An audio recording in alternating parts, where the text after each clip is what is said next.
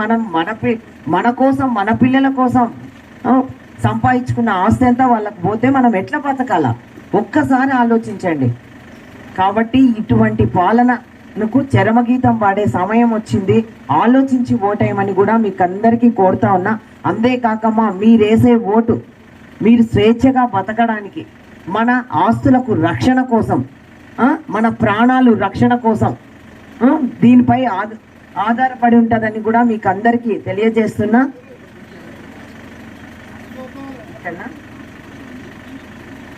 అమ్మ, ఈ గడివేములలో 30 పడకల హాస్పిటల్ ఉంది. దాన్ని మన ప్రభుత్వం అధికారంలోకి వచ్చిన తర్వాత 50 పడకల ఆసుపత్రిగా అప్గ్రేడ్ చేస్తామని కూడా ఈ సందర్భంగా మీకు అందరికీ తెలియజేస్తున్నా. అలాగే షాదీఖానా అది కూడా సగంలోనే, అంటే టీడీపీ ప్రభుత్వం ఉన్నప్పుడే కన్స్ట్రక్షన్ అయింది. తర్వాత అది కూడా అసంపూర్తిగానే మిగిలిపోయింది. మన ప్రభుత్వం వచ్చిన తర్వాత అది కూడా పూర్తి చేసి ముస్లిం సోదరులకు అందరికీ పెళ్లిళ్ళు చేసుకోవడానికి మీకు అవకాశం కల్పిస్తామని కూడా ఈ సందర్భంగా మీకు అందరికీ తెలియజేస్తున్నా.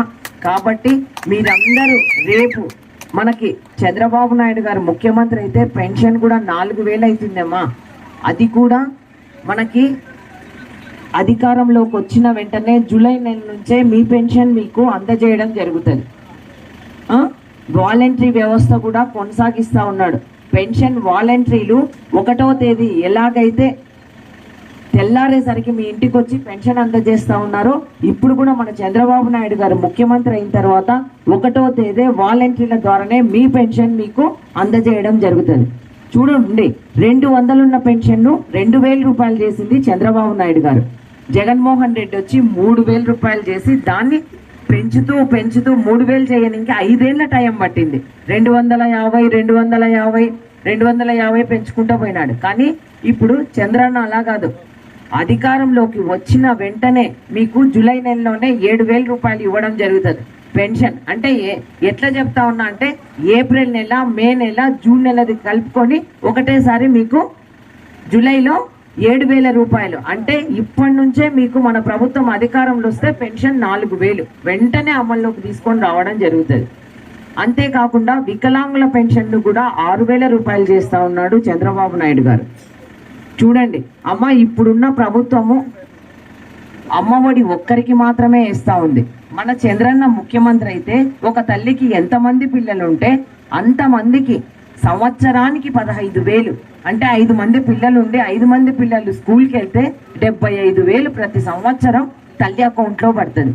అంటే చూడండి, మనకి 2 పిల్లలున్నా 3 పిల్లలున్నా అందరినీ చదివించుకోవాలని అనుకుంటాం. ఒకరిని బడికి పంపించి ఒకరిని ఇంట్లో పెట్టుకోలేం.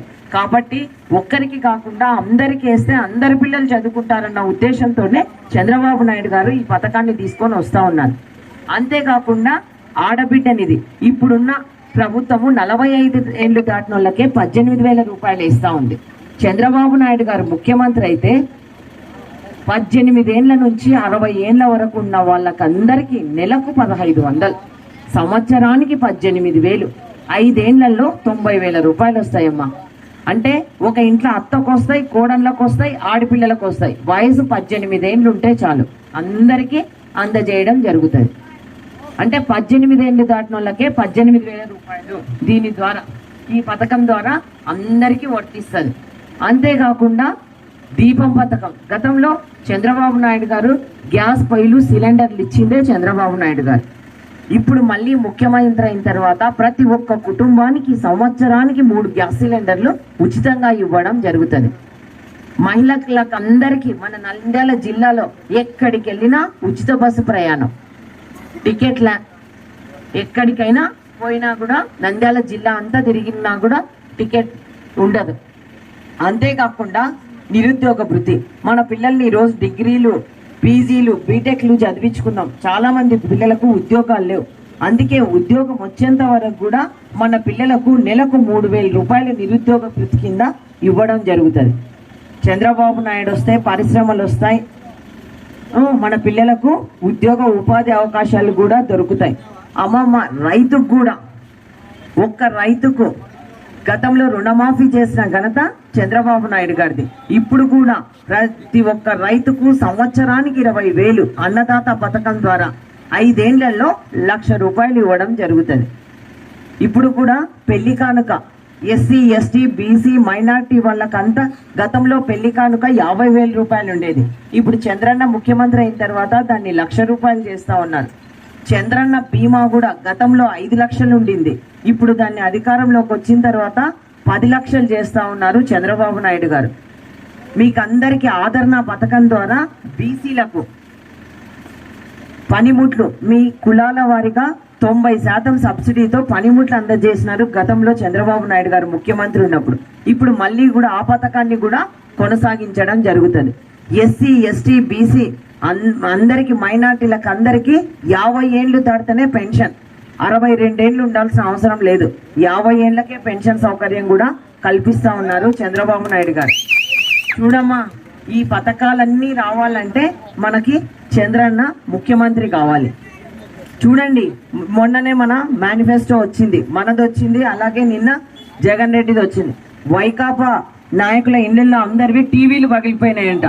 ఇది ఏమీ లేదు దాంట్లో, అసలు ఒక్క పథకం కానీ ఏం చేసింది లేదు. కాబట్టి మళ్ళీ మీరు ఒక్కసారి ఆలోచించుకొని ఇక్కడ తప్పకుండా చూడమ్మా, మీ గడివేముల మండలంలోనే వైసీపీ నాయకులు ఎంత కబ్జాలు చేసినారో, ఒక్కొక్కరు 30-40 ఎకరాలు కబ్జాలు చేసినారు.